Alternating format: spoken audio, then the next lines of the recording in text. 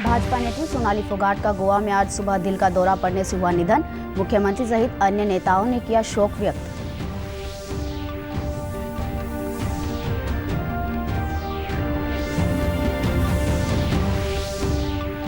प्रदेश में होने वाले आगामी पंचायत चुनाव को लेकर अंबाला छावनी में भाजपा कार्यकर्ताओं की हुई बैठक। कार्यकर्ताओं को ग्रामीण स्तर पर सरकारी योजनाओं का प्रचार प्रसार करने के दिए गए निर्देश।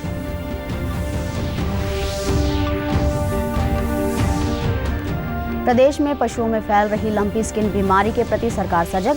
संक्रमण को फैलने से रोकने के लिए घर घर जाकर किया जा रहा है पशुओं का निःशुल्क टीकाकरण।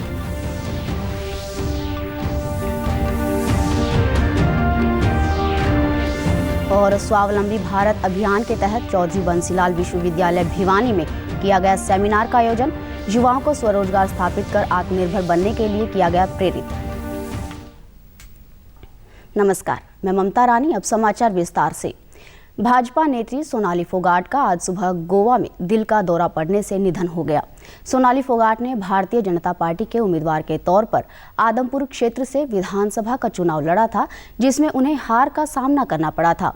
सोनाली फोगाट सोशल मीडिया पर काफी सक्रिय रहती थी। सोनाली के परिजनों ने बताया कि सोनाली फोगाट बिल्कुल स्वस्थ थी और परसों ही गोवा गई थी। उन्हें आज सुबह ही सोनाली फोगाट के निधन का समाचार मिला। अभी सुबह ही मिली है जी। फिर टीवी पे भी आ गई।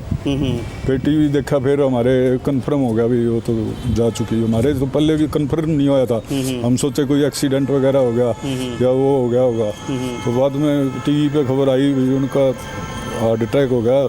41 साल की उम्र थी। पहले भाई की डेथ हो गई थी, फिर उसकी होगी। ये एकदम से हुआ है जी, कोई बीमारी नहीं थी, आज तक बुखार तक नहीं चढ़ी थी इतनी। सोनाली फोगाट के निधन पर विभिन्न राजनेताओं ने शोक व्यक्त किया है। मुख्यमंत्री मनोहर लाल ने ट्वीट के माध्यम से सोनाली फोगाट के आकस्मिक निधन पर दुख प्रकट करते हुए कहा कि ईश्वर दिवंगत आत्मा को अपने श्री चरणों में स्थान दे एवं शोकाकुल परिजनों को यह असीम दुख सहन करने की क्षमता प्रदान करे। भाजपा के हिसार जिलाध्यक्ष कैप्टन भूपेंद्र ने सोनाली फोगाट के निधन पर शोक व्यक्त किया और उनके परिजनों को हर प्रकार की सहायता देने का भी आश्वासन दिया। आज सुबह बहुत ही दुखद समाचार मिला और पता चला कि हम सब के बीच में से सोनाली फोगाट जी, जो पीछे भाजपा की टिकट से आदमपुर से प्रत्याशी रही थी, चुनाव लड़ा था और बहुत ही अच्छे मतों को जिन्होंने पाया था, वो हम सब के बीच में से आज सुबह एक अकस्मात मौत के माध्यम से हम सब के बीच में से चली गई हैं। और मैं बड़ा दुख व्यक्त करता हूँ, शोक प्रकट करता हूँ सभी भाजपा जिला के कार्यकर्ताओं की तरफ से। प्रदेश में होने वाले आगामी पंचायत चुनावों को लेकर अंबाला छावनी में भाजपा कार्यकर्ताओं की बैठक हुई। बैठक में खेल मंत्री संदीप सिंह ने कार्यकर्ताओं को ग्रामीण स्तर पर सरकार द्वारा चलाई जा रही योजनाओं का प्रचार प्रसार करने के निर्देश दिए। उन्होंने कहा कि पार्टी चुनाव चिन्ह पर चुनाव लड़ने का फैसला पार्टी द्वारा लिया जाएगा। पदाधिकारी और जो जिला से प्रदेश के कार्यकारिणी के मेंबर हैं, उनके साथ हमारी बैठक थी। आगामी जो चुनावी पंचायत चुनाव जो होने हैं, उसको लेकर हमारी बैठक थी। जो हाई कमांड की मीटिंग होनी है, उसमें हम इसके बारे में चर्चा करके फिर इसको फाइनलाइज करेंगे। भाजपा नेत्री सोनाली फोगाट के गोवा में आज सुबह हुए निधन पर संदीप सिंह ने अफसोस जाहिर करते हुए कहा कि उनकी आकस्मिक मृत्यु दुर्भाग्यपूर्ण है और उनकी सोनाली फोगाट के परिवार के साथ संवेदनाएं हैं। उन्होंने कहा कि सोनाली फोगाट भाजपा की एक वरिष्ठ और लोकप्रिय नेत्री थी। देखिए, बहुत बुरा लग रहा है मन से, क्योंकि हमारे भारतीय जनता पार्टी के एक वरिष्ठ नेता थे मैम, और बहुत फेमस थे, एक सेलिब्रिटी थे और हरियाणा का उन्होंने नाम सेलिब्रिटी के रूप में काफ़ी बढ़ाया था। और उनकी अचानक ऐसी मौत होना, मैं उनके परिवार को अपनी तरफ से शोक प्रकट करता हूँ। प्रदेश में पशुओं में फैल रही लंपी स्किन बीमारी की रोकथाम के लिए प्रदेश सरकार निरंतर प्रयासरत है। प्रदेश में इस बीमारी से लगभग 43,000 गायें और भैंसे संक्रमित हुए हैं, जिसमें से लगभग 24,000 मवेशी ठीक भी हो चुके हैं। हरियाणा पशुधन विभाग के महानिदेशक BS लौरा ने बताया कि लंपी स्किन बीमारी एक वायरल बीमारी है, परंतु यह खतरनाक नहीं है और यह पशुओं से मनुष्य में नहीं फैलती है। उन्होंने बताया कि इस बीमारी के प्रति सरकार पूरी तरह से सजग है और इसकी रोकथाम के लिए घर घर जाकर पशुओं का निःशुल्क टीकाकरण किया जा रहा है। स्किन बीमारी है, ये एक वायरल बीमारी है और सबसे पहली बात तो ये खतरनाक बीमारी नहीं है, ये मनुष्यों में नहीं फैलती है, इसलिए बिल्कुल ही घबराने की जरूरत नहीं है। और जो इसका मृत्यु दर है वो भी 1% से भी कम है और जो डेथ होती भी है वो ज़्यादातर इस बीमारी से नहीं होती है। अगर पशु में ऑलरेडी कमज़ोर है या कोई और बीमारी है जैसे थैलेरिया है, TB है, तब पशु की मौत होती है। केवल LHD के कारण कोई मौत ऐसी नहीं है कि LHD के कारण मौत हो रही है। ये बीमारी सबसे पहले हरियाणा में जुलाई के अंत में यमुनानगर ज़िले में रिपोर्ट की गई थी। उस बाद सरकार पूरी सजग हो गई थी। हमारा जो दवाइयों का स्टॉक है जो इसके लक्षणों के काम आते हैं, लक्षणों को कम करने के लिए आते हैं, पूरे सारे अस्पतालों में है। हमने वैक्सीन भी मंगवा ली है, 3 लाख वैक्सीन डोज हम लगा चुके हैं और 17 लाख वैक्सीन और आएगी जो हम अगले 10 दिनों में लगा देंगे। पशुपालकों ने बताया कि पशुधन विभाग द्वारा दिए गए दिशा निर्देशों का पालन करने से उन्हें संक्रमित पशुओं का इलाज करने में काफ़ी सहायता मिल रही है। एक पशु मेरा जो लंपी स्किन डिजीज़ की चपेट में आ गया, तो मैं अपने नज़दीक गौशाला में डॉक्टर भारतभूषण सुनेजा जी से संपर्क किया, तो उन्होंने उसका जो भी मेरा डिजीज़ के लिए संभव इलाज था उसमें मुझे उन्होंने पूर्ण सहायता दी और इलाज भी उनकी टीम ने मेरे शुरू कर दिया और अभी कुछ उसमें इम्प्रूवमेंट है मेरे पशु में। और आसपास के जितने भी स्वस्थ पशु हैं इनकी टीम घर घर जाकर उसको वैक्सीनेशन कर रही है और जो बीमार पशु उनके लिए भी उनको जागरूक कर रही है। मैं अब मेरा पशु थोड़ा रिलैक्स है और डॉक्टरों ने मेरे को इस बीमारी से बचने के लिए उपाय और बताए हैं और उन्होंने बताया कि ये बीमारी मच्छर, मक्खी और चिचड़ों से फैलती है, इसलिए अपने पशुओं की साफ़ सफाई का विशेष ध्यान रखें। आज चौधरी बंसीलाल विश्वविद्यालय में स्वावलंबी भारत अभियान के तहत एक सेमिनार का आयोजन किया गया। सेमिनार में प्रबुद्ध उद्योगपतियों ने अपने विचार रखे और उद्यमिता को बढ़ावा देकर देश की अर्थव्यवस्था को ऊपर उठाने का संदेश दिया। चौधरी बंसीलाल विश्वविद्यालय के उप कुलपति ने बताया कि आज़ादी के 75वें अमृत महोत्सव की श्रृंखला के तहत विश्व उद्यमिता दिवस के उपलक्ष्य में युवाओं को रोजगार से जोड़ने के लिए स्वावलंबी भारत अभियान के तहत इस कार्यक्रम का आयोजन किया गया है। विश्वविद्यालय के रोजगार संयोजन केंद्र की कोऑर्डिनेटर डॉक्टर सुनीता भरतवाल और उद्योगपति अनिल अग्रवाल ने युवाओं को स्वरोजगार के लिए प्रेरित किया। संयुक्त प्रयास से आज ये कार्यक्रम का आयोजन किया गया। इसका मुख्य उद्देश्य यही है कि युवाओं को किस तरीके से रोजगार युक्त बनाया जाए और किस तरीके से पूरे के पूरे भारतवर्ष में आर्थिक संपन्नता लाई जाए।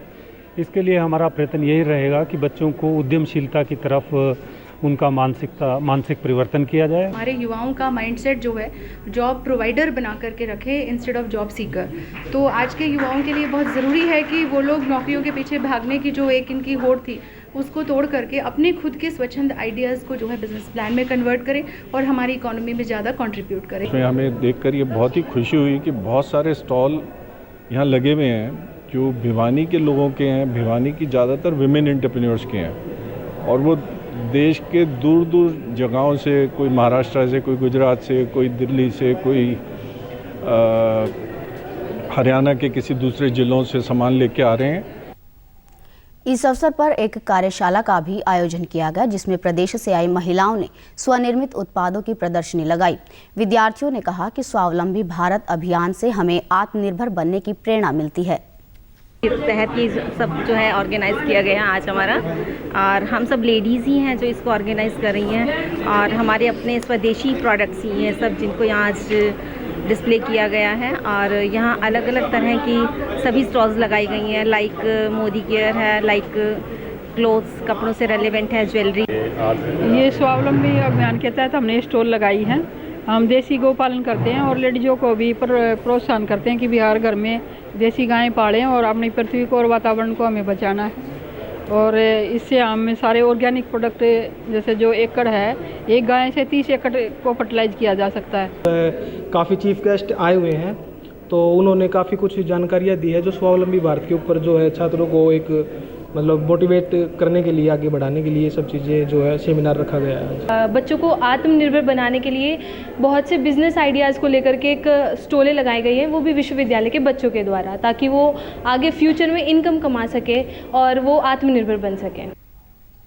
मुख्यमंत्री मनोहर लाल ने आज देश के नवनिर्वाचित उपराष्ट्रपति श्री जगदीप धनखड़ से दिल्ली में मुलाकात की और उन्हें उपराष्ट्रपति चुनाव में मिली जीत पर बधाई दी। इस दौरान दोनों के बीच राष्ट्रीय व प्रदेश से जुड़े विभिन्न मुद्दों पर चर्चा हुई। पलवल जिले में प्रधानमंत्री फसल बीमा योजना के तहत खरीफ सीजन में लगभग 11,000 किसानों ने कपास, मक्का, मूंग तथा बाजरा की फसलों का बीमा करवाया है। कृषि एवं किसान कल्याण विभाग के उप निदेशक डॉक्टर पवन कुमार शर्मा ने बताया कि यह केंद्र सरकार की एक महत्वपूर्ण योजना है और इसके कई लाभ हैं। उन्होंने बताया कि कृषि विभाग द्वारा किसानों को प्रधानमंत्री फसल बीमा योजना का लाभ लेने के लिए प्रचार के माध्यम से जागरूक किया जा रहा है। उन्होंने किसानों से अपील करते हुए कहा कि किसान अपनी फसलों का बीमा अवश्य करवाएं।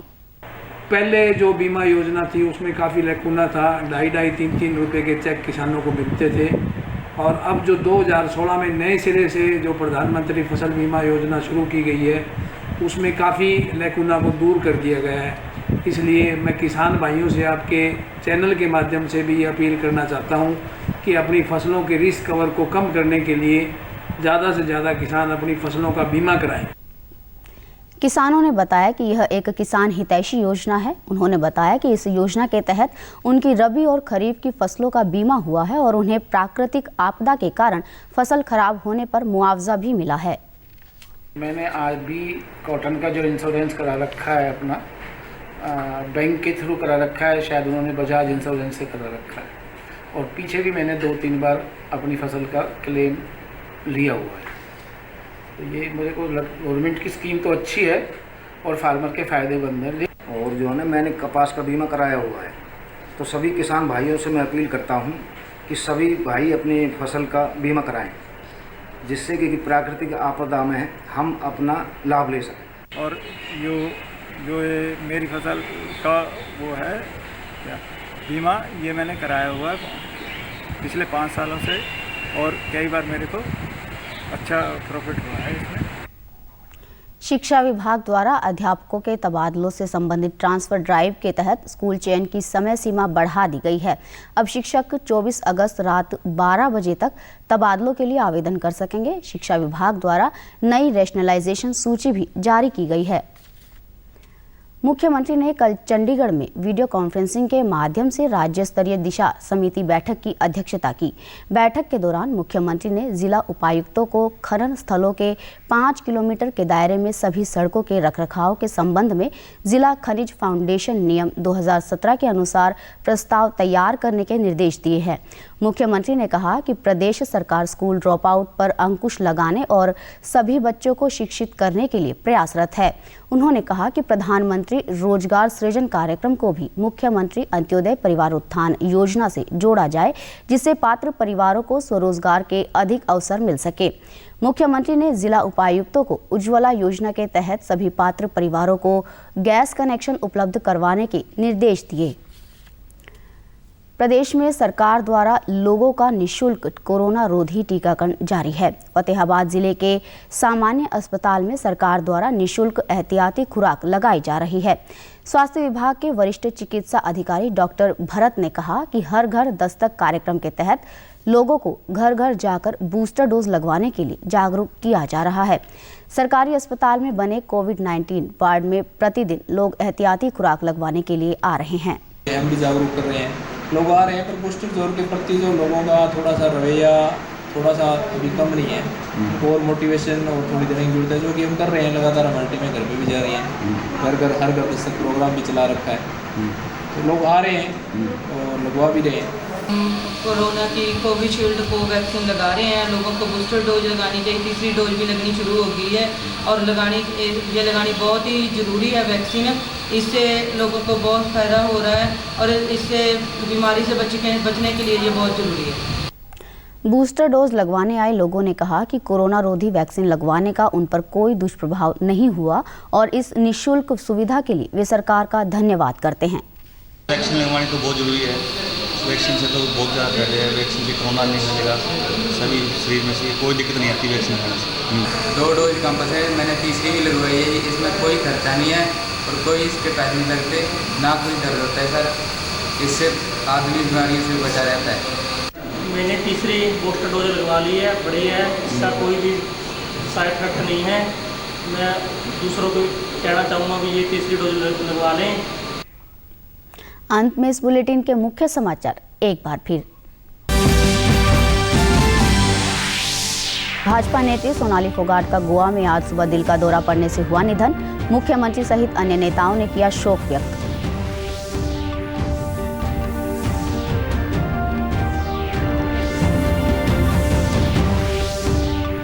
प्रदेश में होने वाले आगामी पंचायत चुनावों को लेकर अंबाला छावनी में भाजपा कार्यकर्ताओं की हुई बैठक। कार्यकर्ताओं को ग्रामीण स्तर पर सरकारी योजनाओं का प्रचार प्रसार करने के दिए गए निर्देश।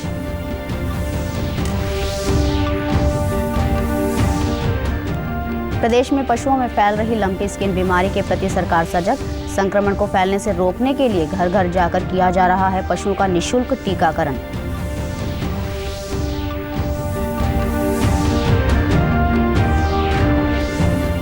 और स्वावलंबी भारत अभियान के तहत चौधरी बंसीलाल विश्वविद्यालय भिवानी में किया गया सेमिनार का आयोजन।